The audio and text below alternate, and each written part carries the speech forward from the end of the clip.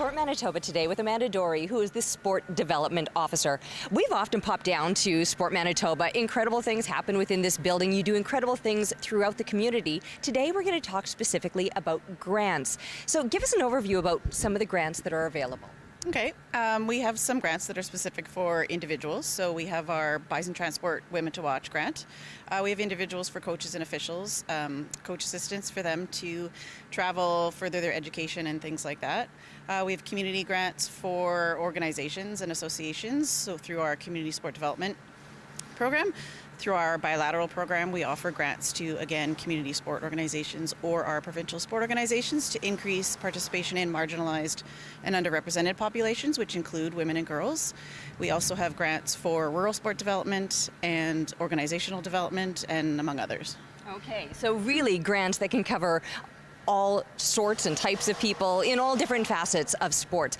I'm really interested, though, in that Bison Women of Sports one. You were telling me off camera that you've actually just showcased someone in that department. Yeah, so our Bison Transport Women to Watch grant is an opportunity for individuals who are either athletes, coaches, or officials to apply for a $500 grant to further their development and their opportunities within sport to get to the next level, depending on which facet you're participating in, whether you're an athlete, coach, or official.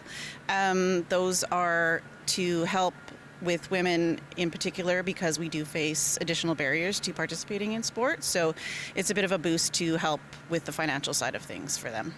And that's so important, and I think a lot of people maybe don't understand, or they assume that there are dollars behind them supporting them in different ways, but really without programs like this, a lot of times athletes are left entirely on their own, and it's something that requires a time commitment. You know, it can cut into time that they would otherwise be working. Some sports are a little bit more expensive, so it's something that is actually really necessary in order to help those athletes really achieve their goals in that sport, isn't it?